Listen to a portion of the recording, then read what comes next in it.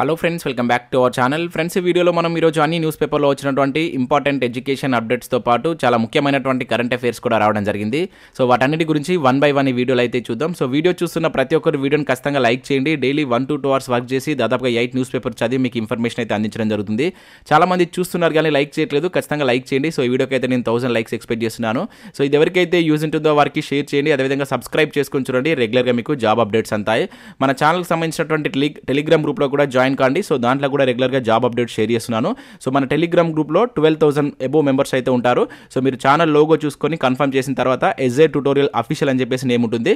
ఎందుకంటే ఇతరులు కూడా మన ఛానల్ నేమ్ తోటి గ్రూప్స్ క్రియేట్ చేస్తున్నారు. ఒకసారి చెక్ చేసుకున్న తర్వాతనే గ్రూప్లో జాయిన్ కాండి. ఫ్రెండ్స్, మనకు తెలంగాణలో గ్రూప్స్ మరియు ఇతర పోటీ పరీక్షలకు యూజ్ అయ్యే విధంగా తెలంగాణ ఉద్యమ చరిత్రకు సంబంధించిన బుక్ మనకు ఆచార్య పబ్లికేషన్ నుంచి 4th ఎడిషన్ అయితే రిలీజ్ కావడం జరిగింది. సో ఇది మీకు Tspsc నూతనంగా విడుదల చేసినటువంటి సిలబస్ ప్రకారం ఈ పుస్తకం అయితే రూపొందించడం జరిగింది.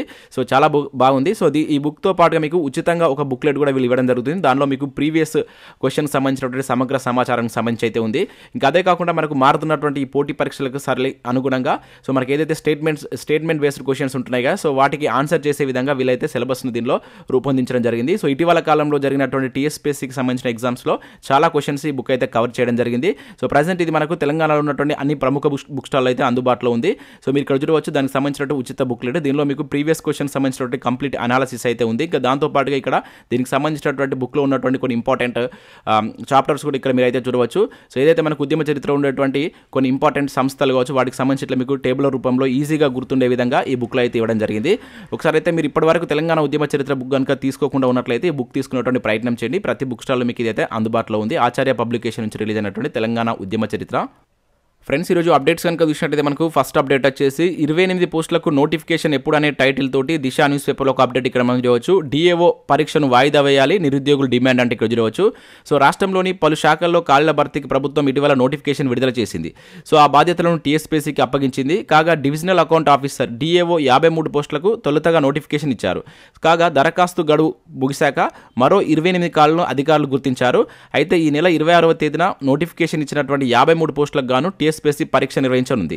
అదే రోజున 5 పరీక్షలు ఉండడంతో నిరుద్యోగులు ఆందోళన చెందుతున్నారు. సో మళ్ళీ ఇలాంటి అవకాశం రాదని, అందుకే DAO పరీక్షను వాయిదా వేయాలని చెప్పేసి నిరుద్యోగులు డిమాండ్ చేస్తున్నట్లు ఇక్కడ ఇవ్వడం జరిగింది. సో అధికారులు మరో 28 ఖాళీలను గుర్తించారని, సో ఈ పరీక్షను పోస్ట్ పోన్ చేసి అన్ని పోస్టులకు ఒకేసారి నోటిఫికేషన్ విడుదల చేయాలని చెప్పేసి నిరుద్యోగులు కోరుతున్నట్లు ఇక్కడ ఇవ్వడం జరిగింది. సో లేదంటే ఆ మిగిలినటువంటి 28 పోస్టులకు నోటిఫికేషన్ ఇప్పట్లో ఉండదని, మళ్ళీ ప్రభుత్వం ఎప్పుడు అప్లికేషన్ ఇస్తుందో కూడా తెలియని పరిస్థితులు ఉన్నాయని వాపోతున్నారు. సో DAO పరీక్షను వాయిదా వేస్తే లక్షలాది మంది నిరుద్యోగులకు న్యాయం చేసిన వారు అవుతారని Tspsc అధికారులను కోరుతున్నారని చెప్పేసి ఇక్కడ జరిగింది. సో మనకు DAOకు సంబంధించి మరొక 28 పోస్టులు అయితే గుర్తించారంట. సో వాటితో కలిపి సో నెక్స్ట్ ఇప్పుడు ఉన్నటువంటి ఎగ్జామ్ పోస్ట్ పోన్ చేసి ఈ పోస్టులను కలిపి నోటిఫికేషన్ ఇవ్వాలని చెప్పేసి నిరుద్యోగులు కోరుతున్నట్లు ఇక్కడ ఒక అప్డేట్ అయితే మనం చూడవచ్చు. నెక్స్ట్ అప్డేట్ కనుక చూసినట్టయితే మనకు Tspsc నుంచి 2 ఇంపార్టెంట్ అప్డేట్స్ అయితే రావడం జరిగింది. ఒకటి JL ఉద్యోగాలకు సంబంధించి మనకు ఎడిట్ ఆప్షన్ అయితే ఇక్కడ ఇవ్వడం జరిగింది. ఇక్కడ మీరు చూడవచ్చు. సో చాలా మంది అభ్యర్థులు అయితే అడిగారు JLకి సంబంధించి ఎడిట్ ఆప్షన్ ఉంటుందా లేదా అని చెప్పేసి. సో ఎడిట్ ఆప్షన్ అయితే ఇచ్చారు. సో ఇంట్రెస్టెడ్ క్యాండిడేట్స్ ఒకసారి అయితే సో ఏమన్నా మీరు మిస్టేక్ చేసినట్లయితే సో ఎడిట్ ఆప్షన్ ద్వారా అయితే వెళ్ళి మీరైతే దాన్ని సరి చేసుకోండి. దాంతోపాటు ఇక్కడ మనకు హార్టికల్చర్ ఉద్యోగాలకు సంబంధించినటువంటి నోటిఫికేషన్ సంబంధించి కూడా ఎడిట్ ఆప్షన్ అయితే ఇచ్చారు. సో ఈ 2 నోటిఫికేషన్లకు సంబంధించి ప్రజెంట్ అయితే మనకు లింక్ అయితే యాక్టివేట్ కావడం జరిగింది. సో ఎవరైనా JL ఉద్యోగాలకు సంబంధించి మీరు ఏదైనా మిస్టేక్ చేసినట్లయితే దీనికి సంబంధించి మీరు వెళ్ళి ఎడిట్ చేసుకోండి. చాలా మంది గ్రూప్ 4 ఉద్యోగాలకు సంబంధించి కూడా ఎడిట్ ఆప్షన్ ఇస్తారా లేదని చెప్పేసి అయితే అడుగుతున్నారు. సో ఇప్పటివరకు మనకు Tspsc రిలీజ్ చేసినటువంటి ప్రతి నోటిఫికేషన్ సంబంధించి అయితే ఎడిట్ ఆప్షన్ ఇస్తుంది. మాక్సిమం గ్రూప్ 4 ఉద్యోగాలకు సంబంధించి కూడా ఎడిట్ ఆప్షన్ ఇచ్చేటువంటి అవకాశం అయితే ఎక్కువనే ఉంది. సో ఎడిట్ ఆప్షన్ కోసం వెయిట్ చేస్తున్న వారు ఎవరు ఉన్నారనేది కింద కామెంట్ చేయండి, వీడియోని లైక్ చేయండి. గ్రూప్ 4కు సంబంధించి ఎడిట్ ఆప్షన్ కోసం వెయిట్ చేస్తున్న అభ్యర్థులు. సో నెక్స్ట్ అప్డేట్ చూసినట్టయితే ఇక్కడ మనకు 8 ఏళ్ళు 17 లక్షల ఉద్యోగాలని టైటిల్ తోటి సాక్షి న్యూస్ పేపర్లో ఒక అప్డేట్ ఇక్కడ మనం చూడవచ్చు. సో తెలంగాణ ఏర్పడ్డాక కీలక రంగాల్లో మెరుగైనటువంటి ఉపాధి అవకాశాలు అంటే ఇక్కడ చూడవచ్చు. రియల్ ఎస్టేట్, అదేవిధంగా నిర్మాణ, పారిశ్రామిక పార్కుల్లో ఉపాధి 12 లక్షల పైనే.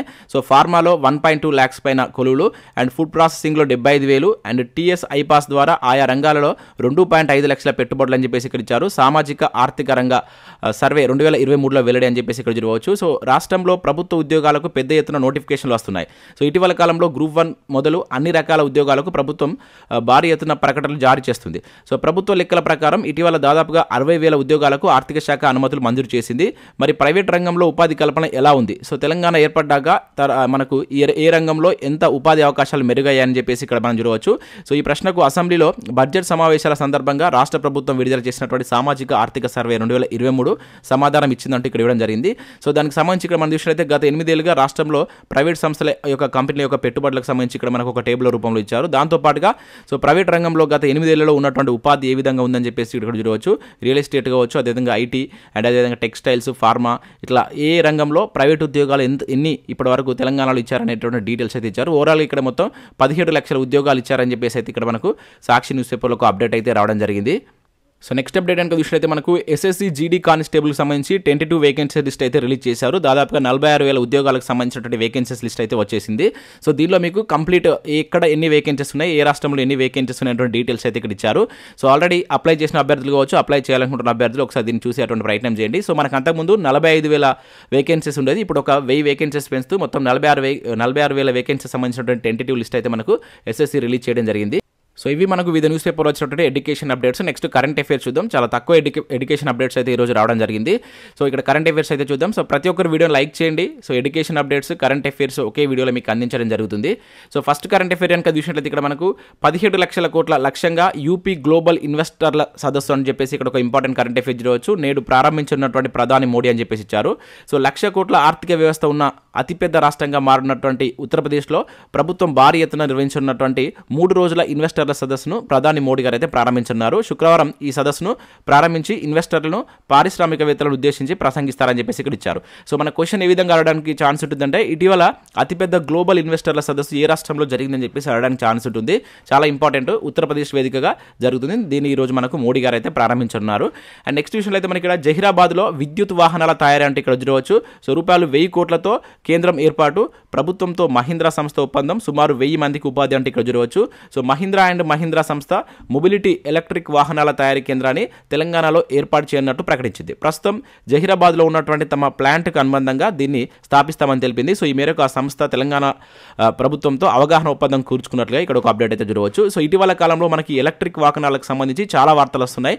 సో వీటికి సంబంధించినటువంటి ప్రాపర్టీస్ కావచ్చు, వీటికి సంబంధించిన కంప్లీట్ డీటెయిల్స్ కూడా చూసేటువంటి ప్రయత్నం చేయండి. రానున్నటువంటి పోటీ పరీక్షలో వీటికి సంబంధించి మనం క్వశ్చన్ కూడా ఎక్స్పెక్ట్ చేయవచ్చు. ఎందుకంటే సో మన హైదరాబాద్ వేదికగా సో మనకు ఎలక్ట్రిక్ వాహనాలకు సంబంధించి వాటి యొక్క అవేర్నెస్ తీసుకురావాలని చెప్పేసి మనకు కార్ రేస్ కూడా ప్రారంభిస్తున్నారు. సో ఇవన్నీ మనకు ఇటీవల కాలంలో వార్తల్లో ఉంటున్నాయి కనుక ఒకసారి వాటిని చూసేటువంటి ప్రయత్నం చేయండి. రానున్నటువంటి పోటీ పరీక్షలే మనకు క్వశ్చన్స్ వచ్చేటువంటి ఛాన్స్ అయితే ఉంటుంది. సో నెక్స్ట్ విషయంలో ఇక్కడ మనకు భారత్ మార్కెట్లో బటిస్టా హైపర్ కార్ అంటూ చూడవచ్చు. దేశంలోనే తొలుత హైదరాబాద్లో ఆవిష్కరణ, ధర 18 కోట్ల టికెట్ ఇచ్చారు. సో మనకు ప్యూర్ ఎలక్ట్రిక్ వాహనాన్ని ఆవిష్కరించినటువంటి మహీంద్రా కంపెనీ అని చెప్పేసి ఇక్కడ చూడవచ్చు. సో మనకు హైదరాబాద్లో జరుగుతున్నటువంటి ఎలక్ట్రిక్ వాహనాల ఎక్స్పోలో అద్భుతమైనటువంటి కారు అందరినీ ఆకట్టుకుంటుంది. సో ప్రపంచంలోనే ఫాస్టెస్ట్ యాక్సిలరేటింగ్ ప్యూర్ ఎలక్ట్రిక్ వాహనమైనటువంటి హైపర్ జీటీ బటిస్టాను గురువారం ఆవిష్కరించారు. సో దేశంలోనే మొదటగా హైదరాబాద్లో ఈ కార్ను అయితే ఆవిష్కరించడం విశేషం అని చూడవచ్చు. సో దేశంలోనే ఫస్ట్ ఇది మన తెలంగాణలో కనుక మనం గుర్తుంచుకోవాల్సి ఉంటుంది. ఈ కార్ నేమ్ ఏంటిది, సో దానికి సంబంధించి ఏ సంస్థ దీన్ని రిలీజ్ చేసింది అనేది ఇక్కడ గుర్తుంచుకున్నటువంటి ప్రయత్నం చేయండి. సో నెక్స్ట్ కరెంట్ అఫేర్ కనుక చూసినట్లయితే నేడు ఎస్ఎల్వి D2 ప్రయోగం అంటే ఇక్కడ ఒక ఇంపార్టెంట్ కరెంట్ అఫేర్ చూడవచ్చు. ఉదయం 9:18 నింగిలోకి అని చెప్పేసి ఇక్కడ ఇచ్చారు. సో మనకు శ్రీహరికోట అంతరిక్ష ప్రయోగ కేంద్రం నుంచి సో మొదటి ప్రయోగ వేదిక నుంచి మనకు ఈ ఎస్ఎల్వి D2 రాకెట్ను అంతరిక్షంలోకి శుక్రవారం అయితే ప్రయోగించినట్లు ఇక్కడ ఇచ్చారు. సో దీని యొక్క ఇంపార్టెన్స్ ఏంటంటే మనకి ఇప్పటి వరకు PSLV కావచ్చు, GSLV సో ఈ విధంగా అయితే మనం చూసాం, అండ్ SLV లాంటివి. సో ఇప్పుడు ఇది వచ్చేసి మనకి ఏంటంటే సో SSLV సో D2 అన్నమాట. దీంట్లో ఇది మొదటి రాకెట్ కనుక మనం గుర్తుంచుకోవాల్సి అయితే ఉంటుంది. ఇప్పుడు Mark 3 కూడా ఇటీవల రిలీజ్ చేయడం జరిగింది. సో దీని ద్వారా ఇక్కడ మనం ఏ ఉపగ్రహాలు పంపిస్తున్నాం అనేది కనుక చూసినట్లయితే EOSకు సంబంధించినటువంటి 7 ఉపగ్రహాలతో పాటు దేశంలో 750 మంది గ్రామీణ ప్రాంతాలకు చెందినటువంటి విద్యార్థులు రూపొందించినటువంటి ఆజాద్ షాట్, అదేవిధంగా అమెరికాకు చెందినటువంటి జానూస్ 01 ఉపగ్రహాలను అంతరిక్షంలోకి ఈ రాకెట్ ద్వారా అయితే పంపించున్నారు. సో దీనికి సంబంధించి మనం గుర్తుంచుకోవాల్సి ఉంటుంది. దాంతోపాటుగా ఇది మనకు మొదటి అన్నమాట. సో ఇది రాకెట్ SSLV D2లో మొదటి రాకెట్ ప్రయోగం కనుక దాన్ని కూడా గుర్తుంచుకోండి. సో ఆల్రెడీ దీనికి సంబంధించి మనం చూసాం ఇది. సో నెక్స్ట్ విషయంలో దేశంలోనే తొలిసారి లిథియం నిల్వల గుర్తింపు అంటే ఇక్కడ చూడవచ్చు. జమ్మూ కాశ్మీర్లో గుర్తించినటువంటి GSI అని చెప్పేసి ఇక్కడ ఇచ్చారు. సో మనకు దేశంలోనే మొట్టమొదటిసారిగా లిథియం నిల్వలను జియోలాజికల్ సర్వే ఆఫ్ ఇండియా అయితే గుర్తించింది. చాలా ఇంపార్టెంట్ కరెంట్ అఫేర్ ఇది. సో గురువారం కేంద్ర గనుల శాఖ దీన్ని అయితే ప్రకటించడం జరిగింది. జమ్మూ కాశ్మీర్లో ఉన్నటువంటి రియాసీ జిల్లాలో గల సలాల్ హైమానా ప్రాంతంలో 5.9 మిలియన్ టన్నుల లిథియం నిక్షేపాలను గుర్తించినట్లు పేర్కొంది. సో దేశంలో ఎలక్ట్రిక్ వాహనాలను ప్రోత్సహించాలని ప్రభుత్వం భావిస్తున్నటువంటి నేపథ్యంలో లిథియం నిల్వలు లభించడం మేలు కానుందని చెప్పేసి ఇక్కడ తీయడం జరిగింది. చాలా ఇంపార్టెంట్. సో ఎక్కడ అనేది ప్లేస్ గుర్తుంచుకొని మనకు జమ్మూ కాశ్మీర్లో దీని అయితే గుర్తించడం జరిగింది. దాదాపు మనకు 5.9 మిలియన్ టన్నుల లిథియం నిక్షేపాలు ఉన్నట్లు మనకు జియాలజికల్ సర్వే ఆఫ్ ఇండియా అయితే గుర్తించడం జరిగింది. సో నెక్స్ట్ విషయం అయితే మనకి ఇక్కడ 12వ అరుణాసాగర్ పురస్కారాల ప్రదానం అంటే ఇక్కడ చూడవచ్చు. సో ప్రముఖ కవి, విలక్షణ జర్నలిస్ట్ అయినటువంటి అరుణాసాగర్ పేరిట ఇచ్చేటువంటి పురస్కారాలను ఈ సంవత్సరం ప్రముఖ పాత్రికేయులు కె రామచంద్రమూర్తి, అదేవిధంగా ప్రముఖ కవయిత్రి కుప్పలి పద్మకు అందించనున్నట్లు మనకు అరుణాసాగర్ ట్రస్ట్ ప్రతినిధులు అయితే శుక్రవారం తెలిపారు. సో ఇది ఎవరికి ఇస్తారనేది గుర్తుంచుకోండి. అరుణాసాగర్ పురస్కారాలు అనేటువంటి మనకు ఏది పత్రికా రంగంలో ఇస్తారు. సో ఈసారి వచ్చినటువంటి వ్యక్తులు అంటే మనకి వచ్చినటువంటి వ్యక్తుల పేర్లు ఏంటంటే రామచంద్రమూర్తి, అదేవిధంగా సో ఇక్కడ కుప్పలి. సో వీళ్ళిద్దరికీ ఈ అవార్డ్స్ అయితే ఇవ్వడం జరిగింది, కుప్పలి పద్మకు. సో వీళ్ళ నేమ్స్ గుర్తుంచుకోండి. ఇది ఏ రంగంలో ఇస్తారనేది కూడా important. So next current affair కనుక చూసినట్లయితే చరిత్ర సృష్టించినటువంటి ట్రాన్స్జెండర్ జంట అంటే ఇక్కడ చూడవచ్చు. శిశువుకు జన్మించినటువంటి జహాద్ అని చెప్పేసి ఇక్కడ ఇవ్వడం జరిగింది. సో ఆల్రెడీ మనం గత 3 days బ్యాక్ కూడా చూస్తాం. కేరళకు సంబంధించినటువంటి వ్యక్తులు వీళ్ళు. సో దేశంలోనే ట్రాన్స్జెండర్ జంట ఒక చరిత్ర సృష్టించిందని చెప్పేసి అనుకోవచ్చు. సో కేరళకు చెందినటువంటి ఈ జియా పావల్, అదేవిధంగా జహాద్ బుధవారం ఒక 12 బిడ్డకైతే జన్మనివ్వడం జరిగింది. సో ఇక్కడ ఆడపాప లేదా మగపాప అని చెప్పేసి అయితే ఎటువంటి డీటెయిల్స్ అయితే ఇవ్వలేదు. కాకపోతే ఇది మనకు దేశ చరిత్రలోనే ఫస్ట్ టైం అనమాట కేరళకు సంబంధించి. సో రాష్ట్రం నేమ్ గుర్తుంచుకోండి, వాళ్ళ పేర్లు కూడా ఇంపార్టెంట్ మన కరెంట్ అఫేర్స్ కోణంలో. సో నెక్స్ట్ విషయాలు అయితే ఇక్కడ ప్రముఖ కవి బాబురెడ్డి ఇక్కడ లేరంటూ ఇక్కడ చూడవచ్చు. ఐఏఎస్గా విశిష్ట సేవలు నేడు అంత్యక్రియలు అని చెప్పేసి ఇక్కడ జరిగింది. ప్రముఖ కవి విశ్రాంతి ఐఏఎస్ జంకే బాబురెడ్డి చనిపోతూ మనకు వార్తలు అయితే ఇవ్వడం జరిగింది. సో ఇతని నేమ్ గుర్తుంచుకోండి. ఇటీవల చనిపోయినటువంటి జంక బాబురెడ్డి ఏ రంగానికి సంబంధించిన వారని చెప్పేసి అడగడానికి ఛాన్స్ ఉంటుంది. ఇతను ఒక ప్రముఖ కవి, అదేవిధంగా మనకు రిటైర్డ్ ఐఏఎస్ ఆఫీసర్ అని చెప్పేసి గుర్తుంచుకోండి. సో ఇవి మనకు వివిధ న్యూస్ పేపర్లో వచ్చినటువంటి ఇంపార్టెంట్ ఎడ్యుకేషన్ అప్డేట్స్, అదేవిధంగా కరెంట్ అఫేర్స్. సో వీడియో నచ్చినట్లయితే లైక్ చేసి మీ మిత్రులకైతే షేర్ చేయండి ఫ్రెండ్స్. దాంతోపాటుగా మన ఛానల్ యొక్క టెలిగ్రామ్ గ్రూప్లో జాయిన్ కావాలనుకుంటున్నవారు మీ యొక్క టెలిగ్రామ్కి వెళ్ళి అక్కడ సెర్చ్ బార్లో ఇట్లా మీరు SJ ట్యూటోరియల్ అఫీషియల్ అని చెప్పేసి సెర్చ్ చేసి జాయిన్ కండి. ఇక్కడ మీకు 12K సబ్స్క్రైబర్స్ అని చెప్పేసి మనకు దాంట్లో కనబడుతుంది. మీరు లోగోని చూసుకొని కన్ఫర్మ్ అయిన తర్వాతనే మన టెలిగ్రామ్ గ్రూప్ అయితే జాయిన్ కండి. ఎందుకంటే ఇతరులు కూడా మన SJ ట్యూటోరియల్ నేమ్స్ తోటి గ్రూప్స్ క్రియేట్ చేస్తున్నారు. అందుకని మీకు ఇక్కడ అలర్ట్ చేయడం జరుగుతుంది. ఒకసారి చెక్ చేసుకున్న తర్వాతనే మీరు మన గ్రూప్లో జాయిన్ అయ్యేటువంటి ప్రయత్నం చేయండి. సో ఇవి ఫ్రెండ్స్. సో వీడియో నచ్చితే లైక్ చేసి మీ మిత్రులకు షేర్ చేయండి. Thanks for watching.